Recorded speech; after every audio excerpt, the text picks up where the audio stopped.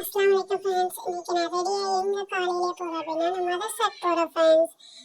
காலையிலே எங்கள் அம்மா என்ன சிரி சொன்னாங்க ஃப்ரெண்ட்ஸ். காலையில் எப்படி சிரிக்க முடியாது, அதான் ஈன்னு சொல்லி சிரிச்சுட்டு கிளம்பிட்டேன் ஃப்ரெண்ட்ஸ்.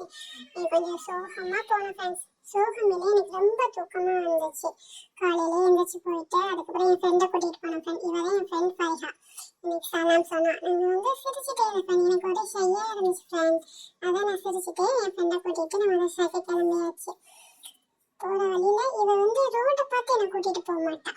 ஒவ்வொரு வீட்டு படிக்கு மேல ஏறி கூட்டிட்டு போயிடுவா ஃப்ரெண்ட்ஸ். ஆனா கரெக்டா என்ன மதரசால கொண்டு போய் விட்டுருவா.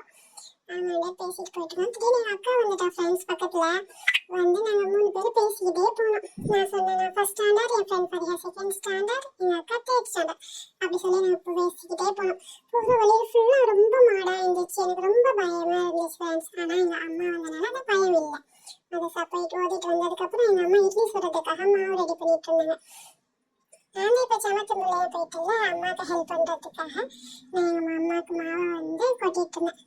அதுக்கப்புறம் எங்கள் அம்மா என்னை உப்பு போட சொன்னாங்க.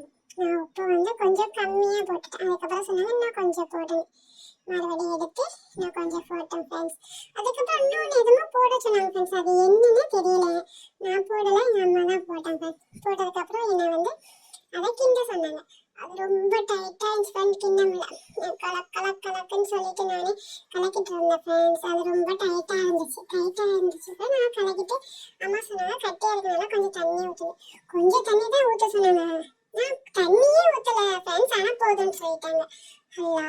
அதுக்கப்புறம் மறுபடி ஃபுல்லாக என்ன செஞ்சேன், கலரிக்கிட்டு இருந்தேன். கலைக்க முடிச்சதுக்கு அப்புறம் அம்மா என்ன செஞ்சாங்க, இட்லி ஊற்றினாங்க. நான் கேட்டுட்டே எங்கள் அம்மாட்ட பக்கத்தில் எங்கள் அம்மா நானும் ஊற்றுறேன். அம்மா வேணாம் நீ கையை சுட்டுக்குவா வேணாம்னு சொல்லிட்டேன் ஃப்ரெண்ட்ஸ். அதுக்கப்புறம் அடம் பிடிச்சதுக்கப்புறம் நான் ஊற்றினேன் ஃப்ரெண்ட்ஸ். ஆனால் அந்த இட்லி தட்டில் ஊற்றுறதுக்கு பார்த்தீங்கன்னா கீழே அள்ளி ஊற்றிட்டேன் ஃப்ரெண்ட்ஸ். அவரோட அம்மா பரவாயில்லை அப்படின்னு சொல்லிட்டாங்க. அம்மா ஏதோ நல்ல மூடில் இருக்காங்க, அதனால என்னை எதுவும் சொல்லலை. நான் இட்லி ஊற்றிட்டதுக்கப்புறம் அம்மா சட்னிக்கு தேங்காய் திருவினாங்க. நாங்கள் திருவ எடுத்து சாப்பிட்டுட்டே இருந்தேன். சூப்பராக இருந்துச்சு ஃப்ரெண்ட்ஸ். காலையில் தேங்காய் சாப்பிட்றதுக்கு ஆனால் நிறைய சாப்பிட்றேன், கொஞ்சம் சாப்பிட்டேன் காலையில். அதுக்கப்புறம் அம்மா எல்லாம் ரெடி பண்ணிட்டு சாப்பிட்றோம். நாங்கள் உட்காந்துட்டோம். அப்புறம் சாப்பாட்டு இருந்தாங்க. நான் நல்லா இருக்குன்னு சொன்ன ஃப்ரெண்ட்ஸ். ஆனால் எனக்கு இட்லி பிடிக்கவே தெரியாது. ஏன் நல்லா இருக்கு சொன்னேன் தெரியுமா, இன்னைக்கு அம்மாவுக்கு பிடிச்ச சாப்பாட்டா நல்லா இருக்கு சொன்னால் நாளைக்கு எனக்கு பிடிச்ச மீதி அம்மா செஞ்சு தருவாங்க. இந்த அக்கா நீ கொஞ்சம் சாப்பிட்டு பாருங்க. அக்காவுக்கு கொஞ்சம் சாப்பாடு கொடுத்த ஃப்ரெண்ட்ஸ்.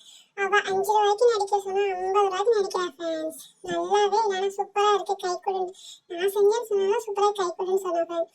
நாங்கள் சாப்பிட்டு பாய் சொல்லிட்டு அம்மாவுக்கு சலாம் சொல்லிட்டு கிளம்பிட்டேன் ஃப்ரெண்ட்ஸ். அக்காவும் ரொம்ப சோகமாக இருக்கா ஃப்ரெண்ட்ஸ். ஏன்னா அவளுக்கு இட்லி பிடிக்காதா, இட்லி சாப்பிட்டனால ரொம்ப சோகமாக இருக்கா. அவரோட வண்டி வந்துச்சு ஃப்ரெண்ட்ஸ். நாங்கள்